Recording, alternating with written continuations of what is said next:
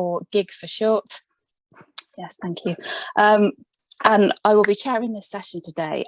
It is what's it really like working in government information. We won't go too much into the murky depths of that, but we've got our panel members here today to discuss their experiences, their current roles, and to try and demystify government information roles and what they're all about. It's a bit of a twofold session today.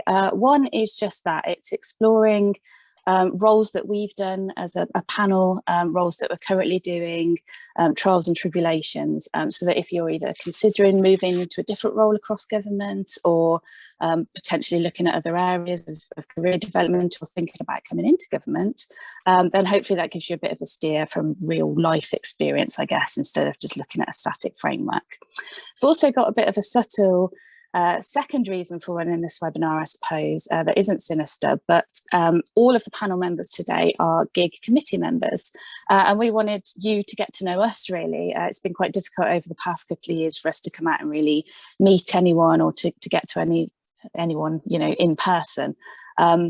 And I suppose this is a sinister bit, but we have a few committee roles coming up as well. So if you think, my God, what a fantastically funny bunch they are, it'd be great to meet with them every few months, then do keep an eye out for those roles because you'll get to meet some of the committee today. As Naeem said, this has been recorded, so if you do need to hide from any authorities or anything, do feel free to turn your cameras off. Please try and stay on mute while the panel members are talking, otherwise it gets really distracting hearing all sorts of interesting noises while you're trying to talk, and also it's hard for other people to hear you. If you have any issues with Zoom, like I've been having, then the old IT crowd adage of try coming out and coming back in again is probably the best way to do that. There is, depending on what sort of device you are, somewhere in this square, either above or below, there will be a little Q&A box. So if you've got any questions, please pop them in that Q&A box. Nobody else will be able to see them. They'll go directly through to the host. So we can then have time for questions and answers at the end. If you want them to go to anyone specific at the end, then obviously do just pop the name of the person you kind of want it directly asked to. If not, then the panel will just answer it as and when. So I think that's everything. So I'm going to hand over to myself because I'm the first person talking today about my current role in MOD and my career path so far. And I'm having to do a Chris Whitty impression, getting someone else to share the slides, so apologies.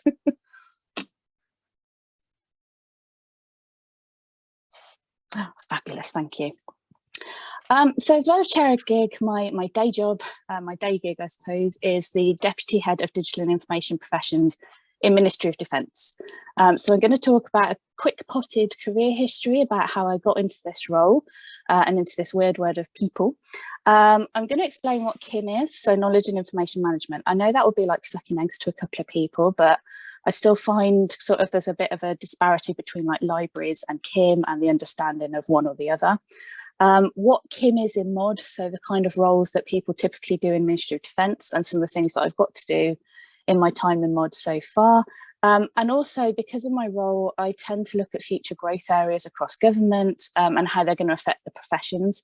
So I thought it'd just be a nice little ending, I guess, to look at some of the areas of growth and how information professions fit into that. Next slide, please. Thank you, glamorous assistant. So here's a little potted history of me. I just thought it's quite interesting sometimes, isn't it, to see somebody's career history. So I have put it up there because my first ever job, I literally had to wait until after my 16th birthday, was in the civil service, and it was for Department of Work and Pensions as a casual administrative assistant. Both parents worked in the civil service, hence why I looked there. To be honest, I don't think I'd have ever considered government or the civil service for a career, to be honest, if they hadn't. That's still a problem I have to get over today, trying to get new people in. So I worked there for a while and swore I'd never work for the civil service again or in an office job because I was so bored and surrounded by a lot of people that didn't enjoy their jobs. So I went off and did various things. I was a lifeguard, I worked at museums for a little bit, worked for West Bromwich Albion, not as a footballer. Worked at Toys R Us, got to keep the fleece, and did various bits and pieces, but then also went to university and did interior design, which I've never done anything with. Please ignore the mess behind me. And while I was there, I needed a job that kind of fit in with uni. So having a little scout about, there was a role around the corner at my kind of childhood public library at the time that fit in with everything. So I took that, and I absolutely fell in love with that job. It was like the first job out of everything that I really enjoyed what I did. I enjoyed the people I worked with. I got it, and I was hooked. I was addicted to libraries and that world ever since. I then went into sort of further education libraries, health libraries, working in a hospital. I had a stint back in public libraries again here in Bath, far less nutters than in the West Midlands. And that was really my kind of career route. That was what I wanted to be. I was happy to be a librarian. That was the ultimate dream. Career paths are never linear though, which is what I often say to people. When I was working in a health library, it wasn't full-time and I needed a full-time job. I also had a dream that I wanted to be an academic librarian. I don't know why, but that was where I wanted to be. So I decided that I was going to try and get my foot in a door with one of the local universities and just took an admin job just so I could get a full-time job and kind of sneak my way in to be ready for whenever any of those library roles came up. Full transparency, I absolutely hated it. It's one of the worst jobs I've ever had. I did not have a nice manager. Sure, he's supposed to be very professional at his things, but it was awful. So in that time of desperation, which I'm sure we've all felt at certain points, I was just looking around for anything to get me out of there. Because I'd worked for the civil service in the past, I always kept an eye out on that site because you never know what you might see on there. And I saw this role for information support officer. I saw the word information, so I thought I'll have a look in there. And reading through, it was very, very similar to library work when it was broken down. So I thought, sod it, I'm gonna try for this job. Whatever it is, it's got to be better. And more full MOD, they let me in, and I got it. So I went to be an information support officer in the chemical, biological, radiological, and nuclear team. Very easy to say, in defence equipment and support. So that's kind of the organisation that delivers all of the kit for MOD and procures it. After a year, I then got promoted and I went to go and be an information manager in the air safety team. Clues in the title, really. They're the team that look after all air safety across MOD and try and prevent accidents happening. Stayed there for a couple of years and learned so much. Got to work with the RAF. It was brilliant. But I then actually left civil service and went into defence industry and worked for Bowen Defence for a while. As their lead information lifecycle management specialist, because it's like they had to get the longest title they could. Worked there for a year, but actually got a bit bored of industry. There's something about the civil service, I'm not just saying this because it's this webinar, there's something about the civil service and government that there's just a shared camaraderie of madness, but a really good purpose. So I actually came back into defence equipment and support as a senior knowledge and information manager. And so spent a few more years doing KIM stuff, getting to do records management and a transformation program, which was fab.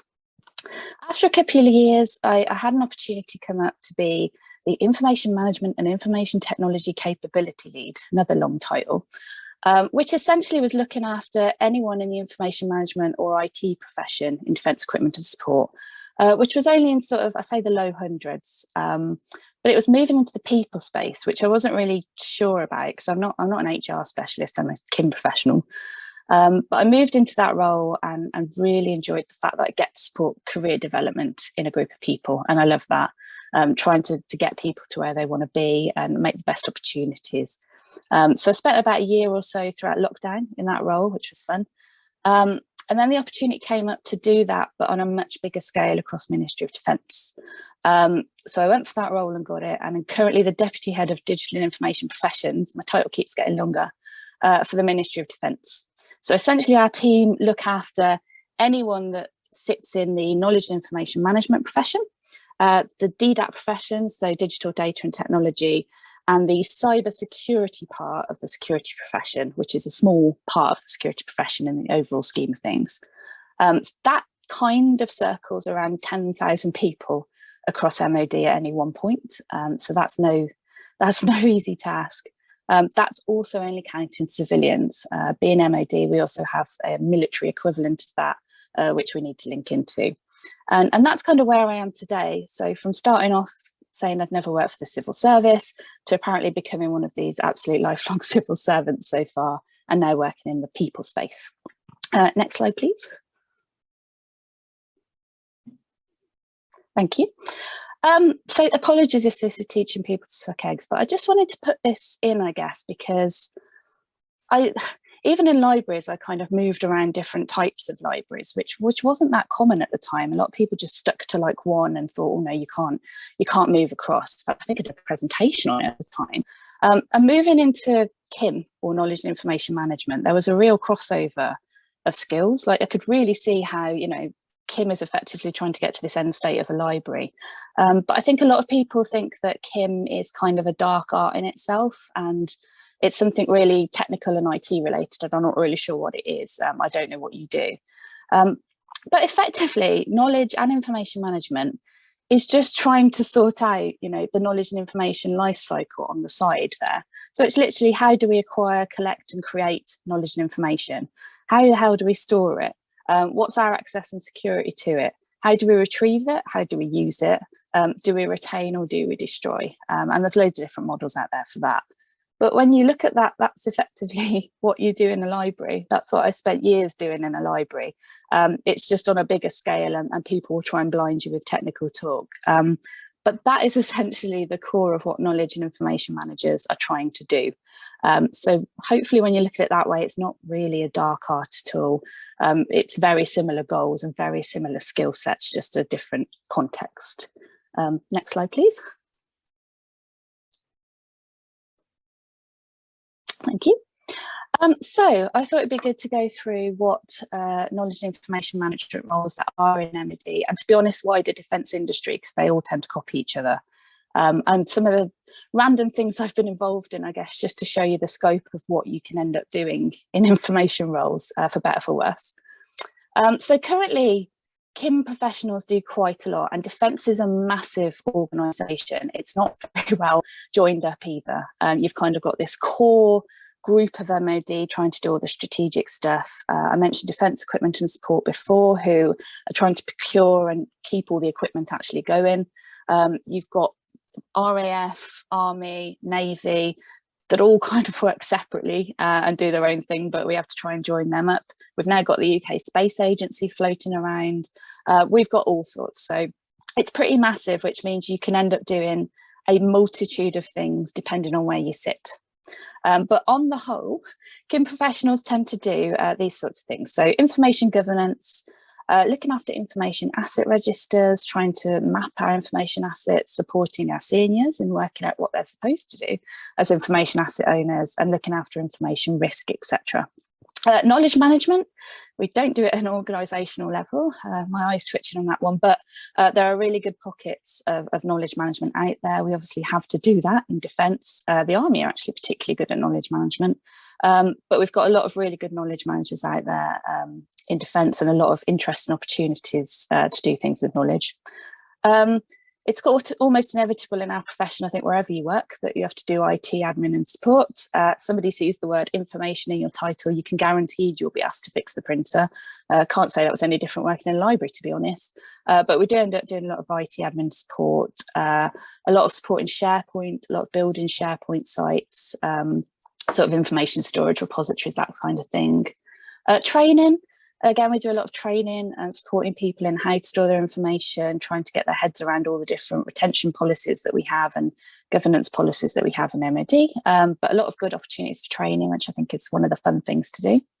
Records management, I've quoted it there. MOD are not very well known for managing their records. Having visited the archives, I can see why, but we do try it, and we have a lot of good professionals out there really trying to make a difference in actually getting our records sorted. The amount of information we have in MOD, considering how long the platforms last for, and by platforms I mean like the equipment, so thinking about how long, you know, our ships are going to last for is huge. So trying to store that is actually no easy thing.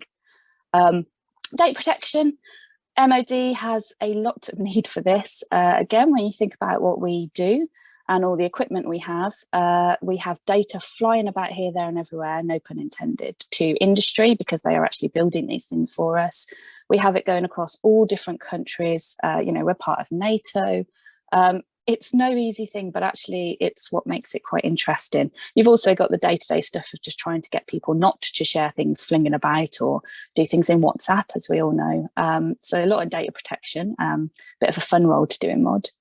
Policy and guidance kind of links in with that, making sure we've got our right policies, making sure we're updating them regularly. We're a very hierarchical organisation, so we love a policy. So why not make a lot of kin ones to fit in there? We also still have libraries. We still have physical libraries across MOD. So we have more traditional librarians, I suppose, in that kind of sense. They are very much a core part of our profession. And we also have archives. And again, they are spread out in different areas. Each kind of service has its own archive. We've got central archives. So we still do some more of the traditional things, I guess. But they are kind of the roles that you would expect to see in MOD. And that's what we have our kin professionals doing. Like I said, it's very varied. And I thought it'd be good to just go through some of the random things I've got to do working in information in MOD. Because when you sit back and think, I'm like, blimey heck, I've done a lot. Thanks to these roles, to be honest. So I've led IT service support teams, never done an IT qualification in my life, but I've managed to do that. I've done a lot of records management. I'd never really done anything with records until coming into the MOD, but I led a transformation programme for records management, trying to get new processes and guidances in place. And it was really interesting actually to see some of the records we've got and how they link back into trying to do things better now. I got to be involved in the airworthiness team, so air safety. I got to go and see the Aircraft Investigation Bureau, Air Crash Investigation Bureau. I got to play in the planes. I got to see how information links in with the safety processes, which kind of feeds into the next point. I got to be involved in quality management, ISO 9001 audits, got to do that across Boeing, again, doing document control and working about how information and knowledge fits into that. I've done a lot on SharePoint. I had never touched it or heard of it before even coming into a government information role. And I then learned how to build it and do everything with it. So I did a lot of SharePoint in my time, still do, but that's been a big part of my role. I've got to write strategies. I'd never written a strategy before. You know, I never went on a workshop that says this is how you do it. It's been a great experience to be able to learn how to do that, to think about doing things long term, doing benefits and making a difference. I've ended up writing IT requirements documents, again, not an IT professional, but I ended up doing that anyway, and they seem to have gone down well. So that's been another bit of knowledge that's gained into me. I've done data protection support. I've done audits for data protection. We had all sorts when Brexit kicked off, as I'm sure a lot of other people did across government, trying to work out where our data went. So that was a lot of fun. You often get involved in information governance, so I've often been involved in information risk and that kind of thing. Knowledge management, particularly prevalent now as well, working in the people space, trying to work out how we harness our knowledge better across defence. But again, I've never really been exposed to knowledge management before coming into this realm. I've developed qualifications. I got to be involved in the training and learning side, which was a complete eye-opener, but how we support people in these professions. I've got to develop government frameworks, like the latest GKIM framework. Got to think about information security. I've got to deliver loads of different training. Training military people is scary when you first do it, but that gave me a great boost of confidence. And I've also been a fake IT support person by Googling IT fixes and then being called the IT guru. So when I look at that, it's been quite a varied skill set, I suppose, so far. But those are the kinds of things that I've gained from working in government information in MOD so far. Next slide, please.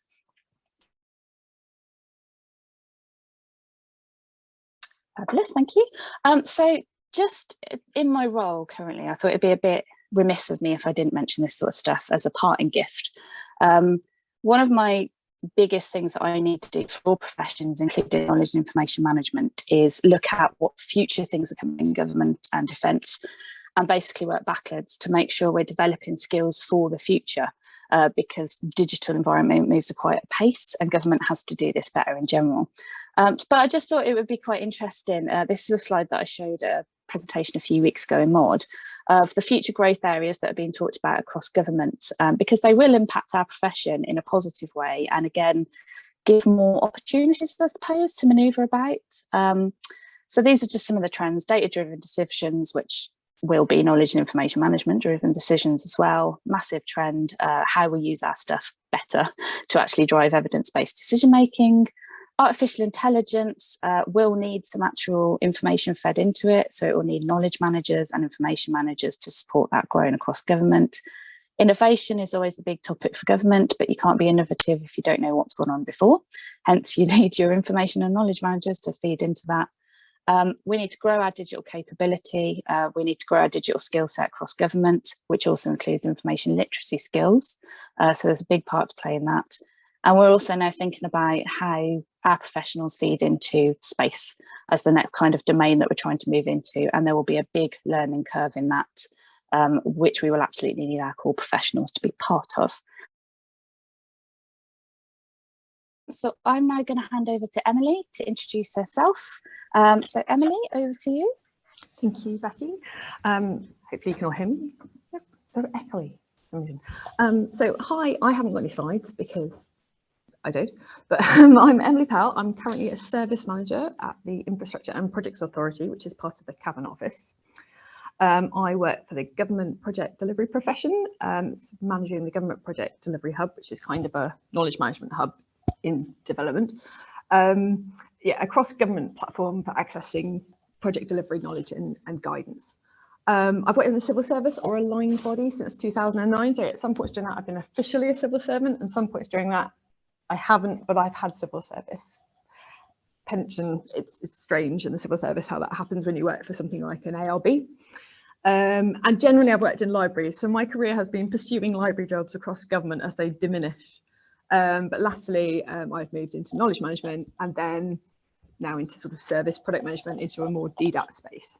So as I said, this current role isn't really a KIM role. It's more of a DDAT, which is data, digital and technology, as Becky was talking about. And it's a much bigger government profession. I think our profession is like 3,000 people or something. Becky would probably know a lot better than me. And the reason I'm no longer KIM, it wasn't exactly my choice. Unfortunately, my unit, which was the Government Consulting Hub, we were trying to set up a knowledge management across government for capturing consultancy knowledge, and unfortunately that was disbanded in January. So I now work for the IPA, and it's a really good role, and there's a lot of potential to develop things, so I'm quite excited about that. But the redeployment has given me a lot of opportunity to reflect on my government experience, I suppose, and working in KIM in government. I thought I'd just sort of share some thoughts on my career and the things that I've had to do or think about as I've gone through. And I would say, I think one of the big points is flexibility. And I think that will run through a lot of my points. So first of all, flexibility in location. You probably cannot tell this from my accent anymore, but I am originally from Wiltshire and used to sound a lot like Becky. But I was never wedded to living in Wiltshire, and I wanted, for some reason, I really wanted to be a government librarian. I can't explain this now, but I did. And my first professional post, to be honest, I was never that good at interviews. I'm still not great at interviews. And after about 20 interviews, I think I finally got a job working for the Army Library Service in Hampshire. So I moved over to Hampshire, and that was a 2-year post and started in 2009, just about as the economy started to fall apart. So I then couldn't get an extension. So I became, I moved over to the College of Policing, which at the time was the National Policing Improvement Agency. And at which point, after that was a 15-month post, and then I finally got a permanent post in the civil service, which I am clinging on to for dear life now. But I've ended up working in Berkshire, Hampshire, Warwickshire, and now I'm in Birmingham. This is my Birmingham office. So reflection is, if you don't want to work in London, although this is changing, but definitely when I was starting out, if you didn't want to work in London, then you have to kind of be a bit flexible about where you're prepared to work and move, or perhaps be prepared to travel a bit.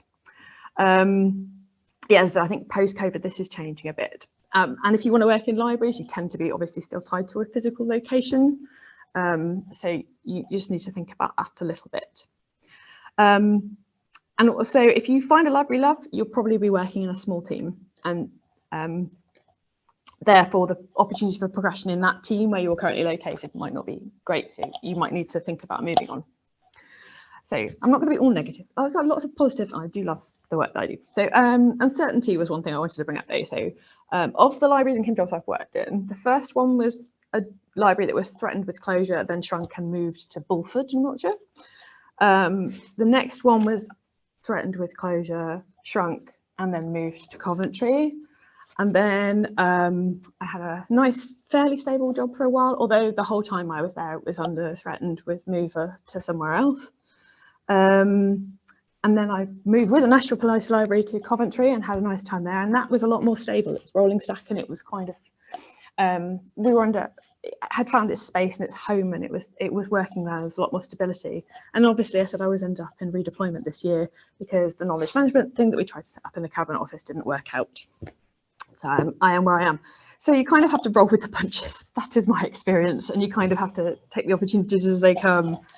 And if you are working in a library or whatever, you might spend a lot of time trying to prove your worth and shouting and showing that you are worthwhile.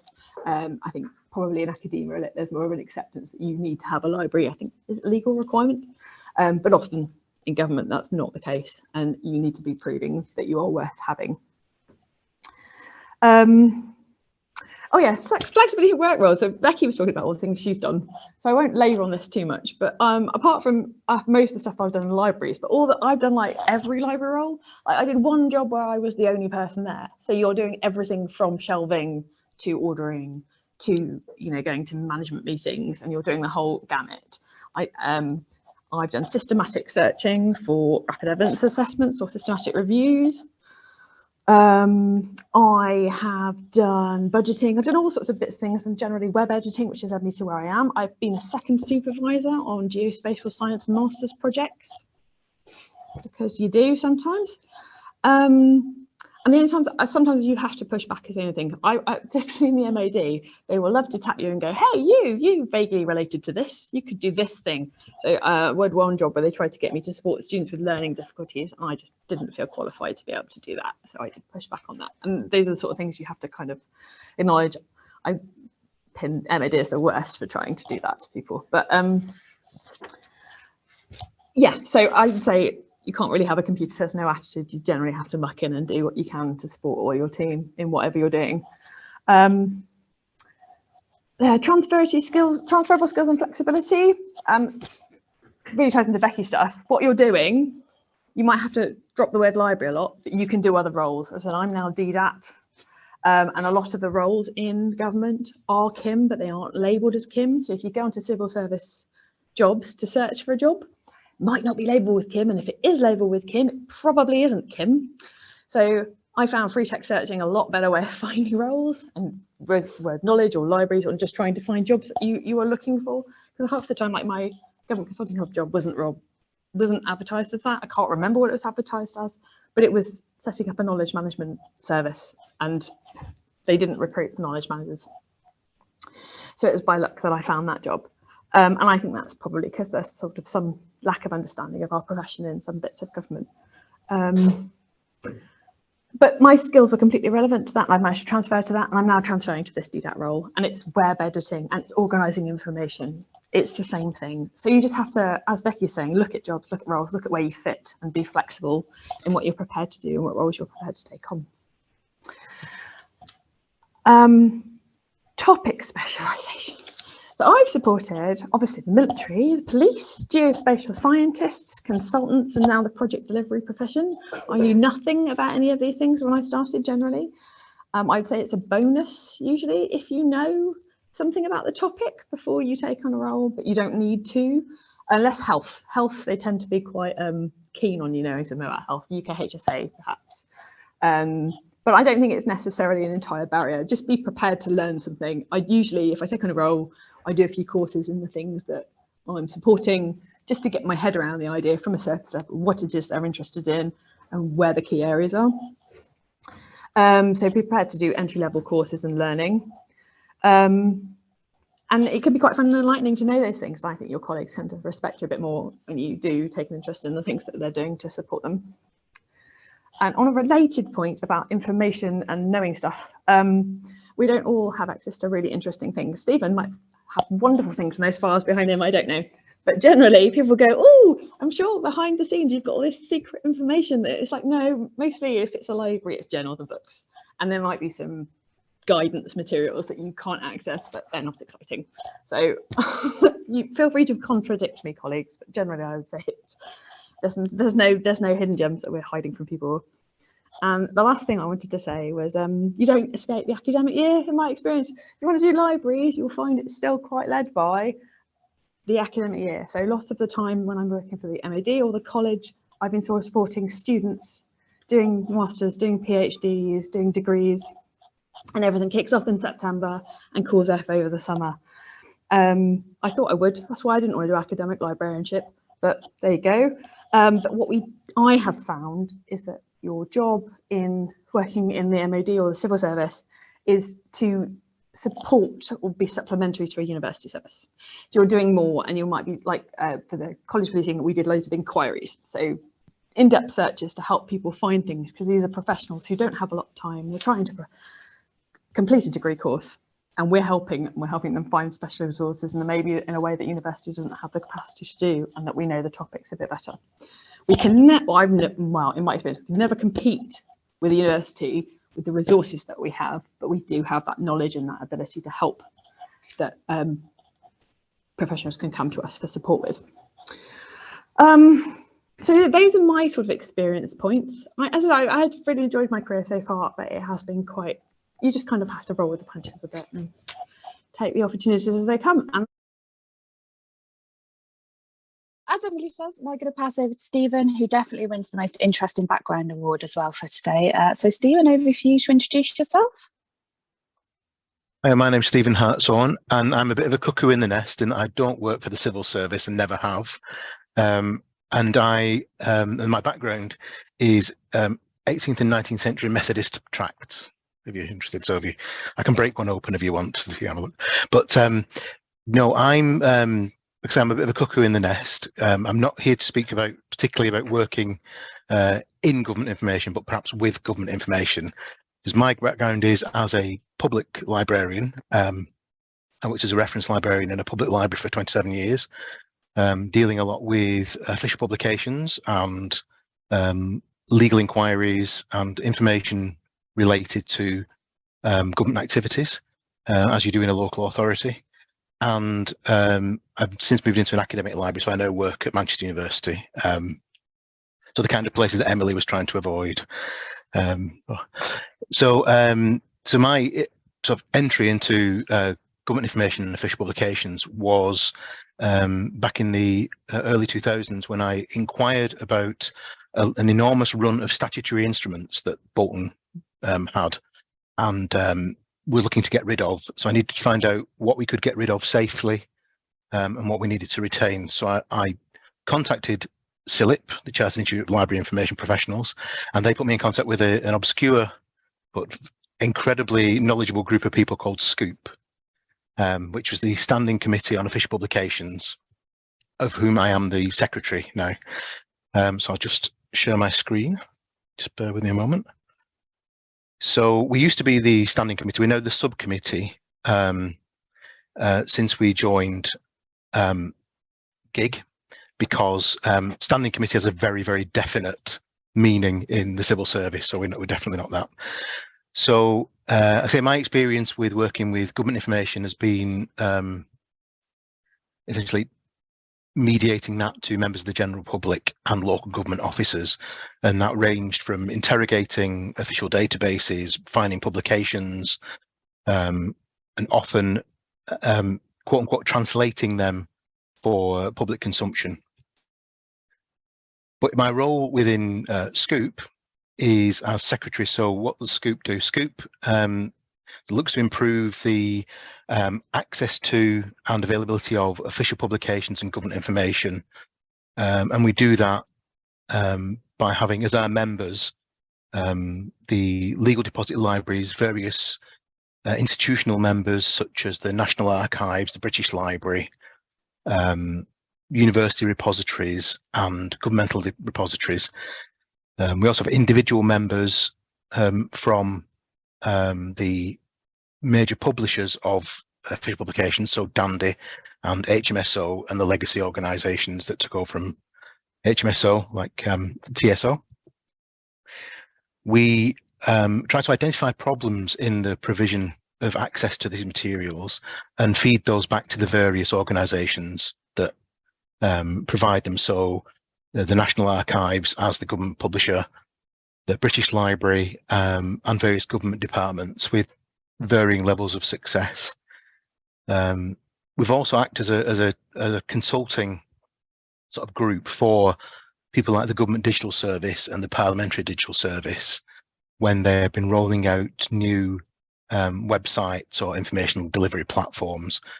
Just because of the range of members of Scoop, we've got such a wide audience from the general public to academics to other government agencies, and even international users of government and public information.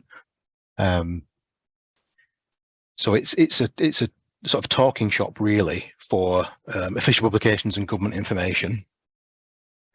And we also have provided resources to find government information. So we currently publish relegation guides.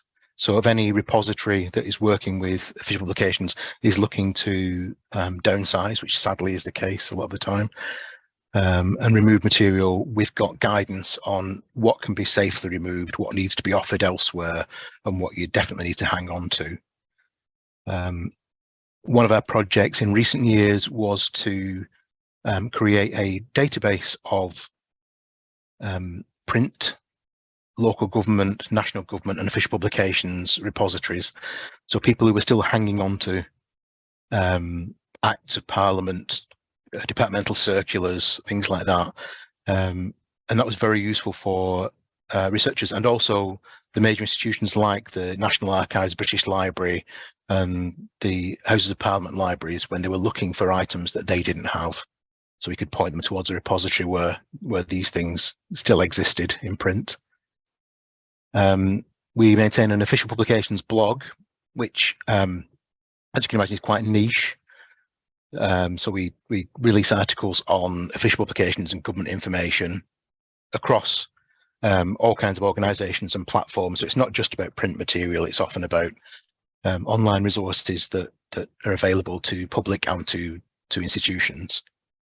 And we occasionally do run training sessions and awareness raising workshops on aspects of official publications and government information, usually from the user's point of view. So in the past, we've run workshops on official statistics, how to find official statistics, how to use statutory instruments, that kind of thing. And our members come from institutions and individuals, any individual interested in official publications or government information. So you don't necessarily need to be a member of CILIP, you don't need to be a member of GIG, you just need to have an interest in official publications and governmental publishing, which is has in recent years been a bit like the Wild West in terms of what's available, who's doing what, where, and where the material is accessible. We meet twice a year on Zoom now. It's one of the COVID fallouts that we don't tend to meet in person, but we also have ad hoc meetings as we go through the year if we are running particular projects, or like I say, we're running events. If you're very interested in joining Scoop, you can email me. I'll just try to get the next slide up. Just bear with me a sec.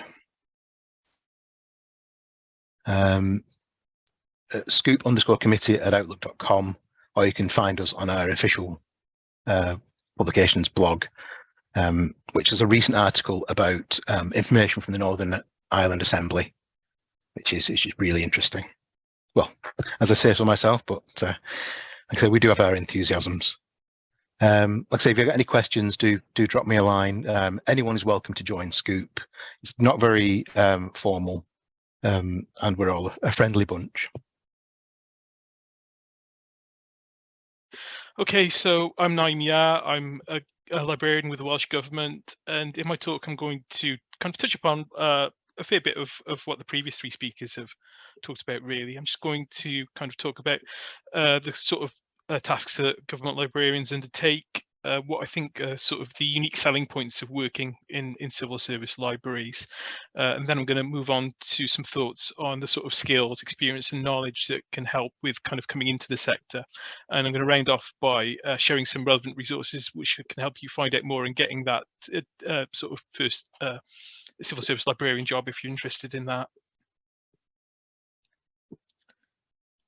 So what do government librarians do? Well, what we do is kind of in a lot of ways similar to what librarians elsewhere do, just kind of in a specific context. So, you know, like other libraries, we sort of run customer-facing services, and as part of that, we sort of deal with queries and circulation tasks and all that sort of stuff. Also, another important part of our work is collection management, but like other libraries and also indeed other sort of parts of the GLAM sector as well. But kind of like the unique angle, I think, was something that Stephen sort of touched upon just now, which is that a lot of what we hold is material produced by our departments and agencies or other parts of the government as well.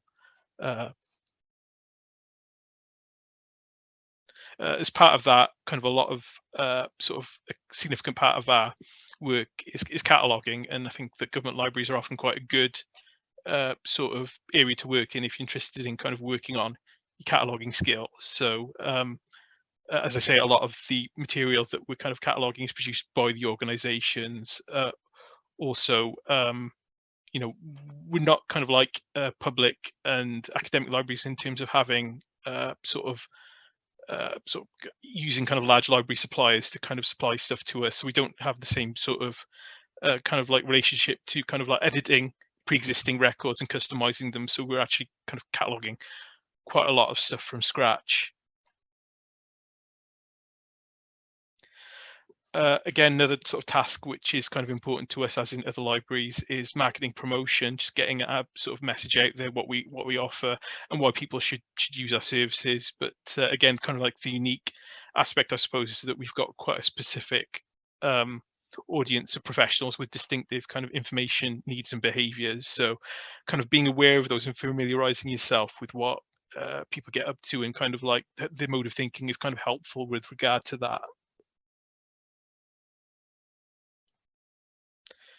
Like other libraries, we kind of engage in teaching information literacy, so kind of helping people sort of design search strategies, kind of formulating search questions, using and selecting search tools, evaluating and organizing information so they can use information more effectively and efficiently.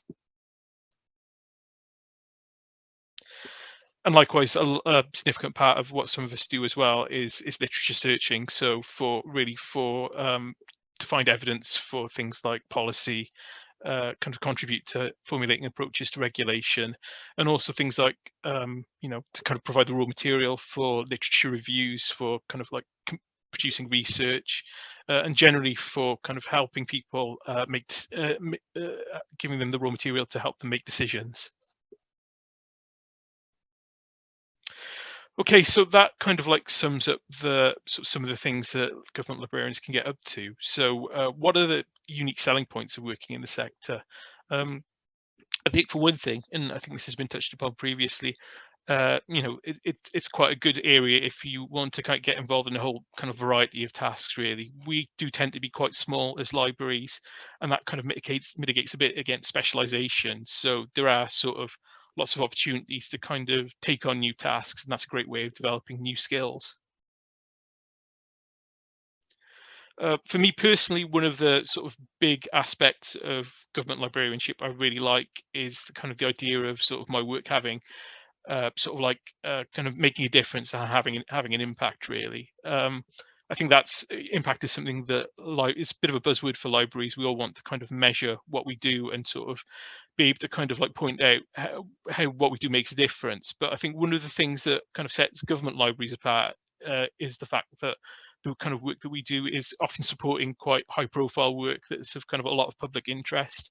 And that means that even though kind of government librarians themselves don't have maybe as high profile as we would like, that the work that we're supporting often does. And you know, that kind of makes things easier. It's still challenging, but it's maybe different to kind of some sectors where you might be doing really important work that is kind of making a difference, but you don't necessarily hear so much about the outcomes of it. So for example, you know, if you work in a healthcare library, you know, you do a search for evidence for a clinician, you kind of provide them with the results, and it's not uncommon to not really hear back about how that was used. So yeah, you know, that's kind of like how we went up against, I think, a lot of other sectors.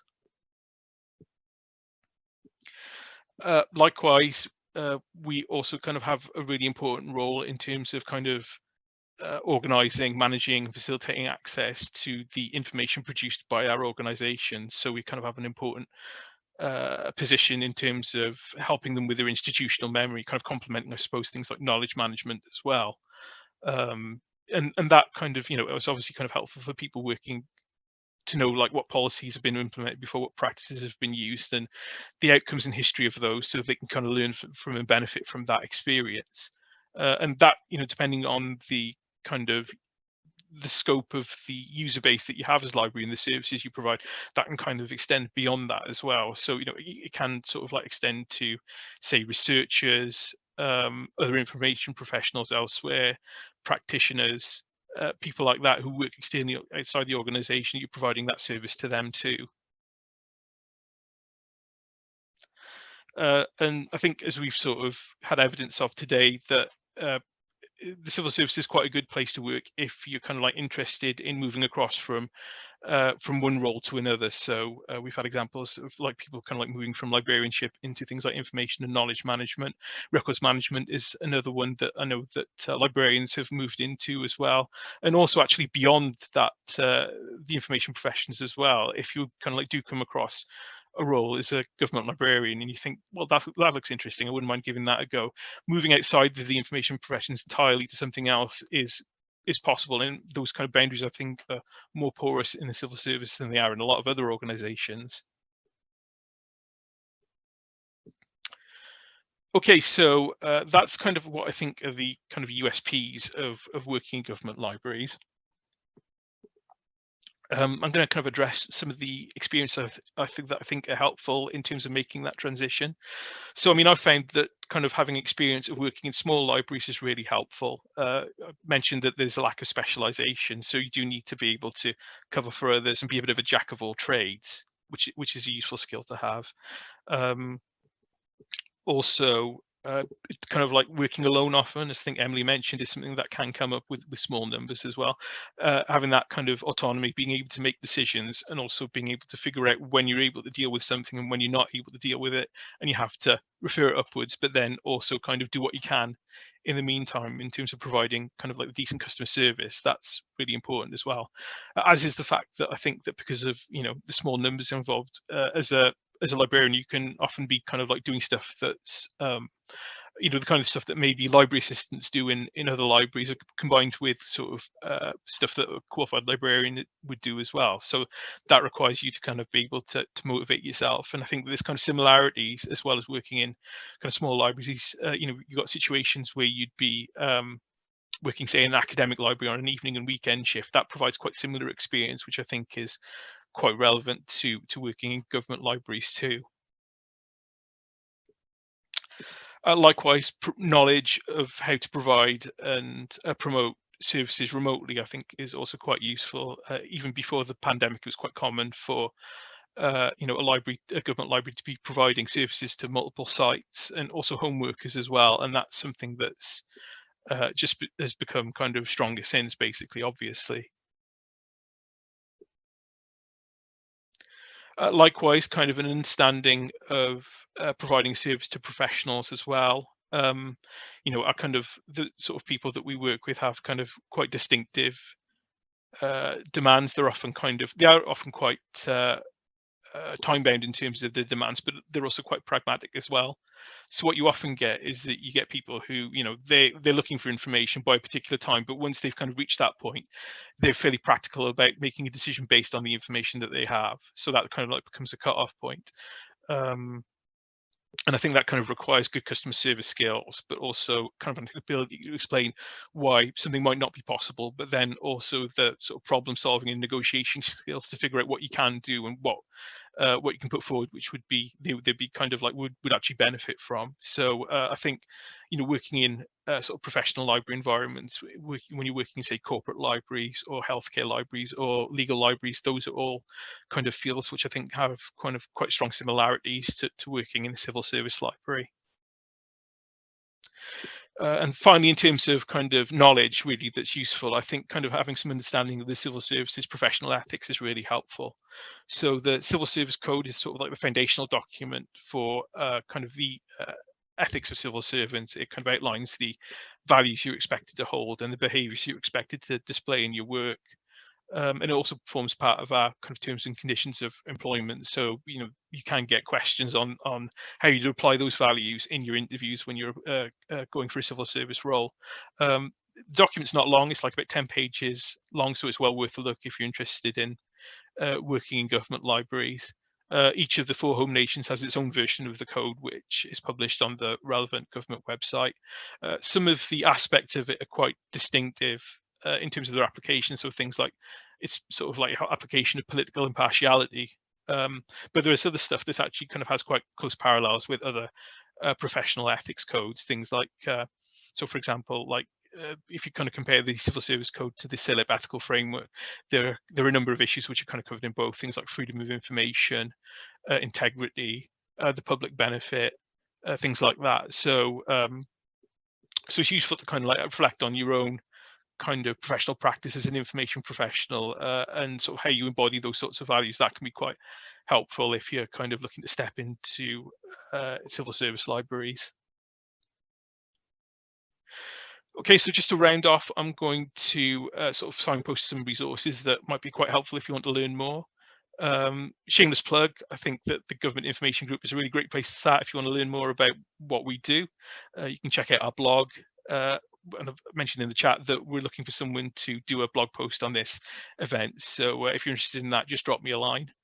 Also, you can follow our Twitter account and also browse our pages on the CILIP website. And in particular, our news page has listings of previously recorded webinars that we've held before. Those are kind of like a really great resource to find out what government knowledge and information professionals have been doing.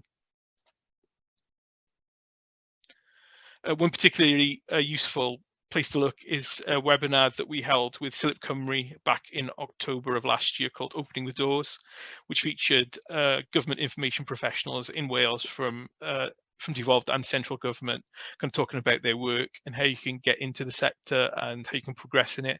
And also my colleague and our secretary, Stephen Gregory, did a blog post for our blog on the plenary questions, which were held afterwards, taken by the panel from attendees, which is also, I think, a really good read if you're kind of interested in learning more about working in government information services. If you are interested in taking the plunge, then in terms of finding vacancies, civil service jobs is a good place to start. They don't have everything, but they will have a lot of stuff that comes up. Otherwise, you can kind of look at government websites, the websites of government departments and agencies that are separate from that, and also recruitment sites, general ones, and also things like CILIP information professional jobs, which has kind of listings from government as well as other sectors. If you're interested in kind of applying for jobs, then it's useful to be aware of a couple of kind of recruitment frameworks that are used for recruiting to government knowledge and information roles. So there's the success profiles, which is the generic framework used by the civil service for the past 5 years, and that kind of covers the sort of expected qualities that candidates will have across professions and across a range of grades as well. That replaced a previous framework called the Civil Service Competency Framework. I'm not sure whether the rollout is absolutely complete, so it might be worth checking just to see what's being used for a particular vacancy. Naeem, I'm nowhere, nearly finished, but I've got to leave in 2 minutes. So okay, sorry. Sorry, yeah. So basically, GCIM Skills Data Framework does the same thing, and I've included a link to Jack Williams' YouTube channel, which is a great resource. He's got kind of some really good videos on kind of applying for and being interviewed for civil service posts. But yeah, that's it for me, basically. If anyone's got any questions for Emily, because she's got to run, you can absolutely send them through to us. You've got all our contact details. And in fact, if anyone's got any questions after this, feel free to get in touch with any of us. Like you said, you've got our generic sort of gig contact details as well. And we could actually put them into a blog because I know some people have had to run off. So we can always answer any questions and put them for everyone to see. Has anyone got any quickly now? Putting everyone on the spot. Can't see anything. I've got one. Oh, Charlotte, hello. Hello, you're right. Good. It's a question, I don't know if I've asked you this before, Becky, and maybe I've just forgotten the answer. So you're Deputy Director for Kim, and under Kim comes libraries. Naeem, you're a librarian. I remember a few years ago meeting someone who said that he was head of libraries for MOD. Is it related to that post? Because I've never been able to hunt him down. Well, Charlotte, I don't know whether. Actually, I think I know who you are talking about, who may have left now. So technically, our team look after all of the Kim professionals, including librarians, in terms of professional development across MOD. There was a separate head of libraries that was supposed to specifically take the library element to gain a better understanding, but they have now left. So I will find out for you what has happened to that. Yeah. In which case, if not, we're trying to really support the library element across MOD. Okay. Thank you. No problem. Sorry, I'm just using a new mouse as well now. Let's see if there's anything in the chat.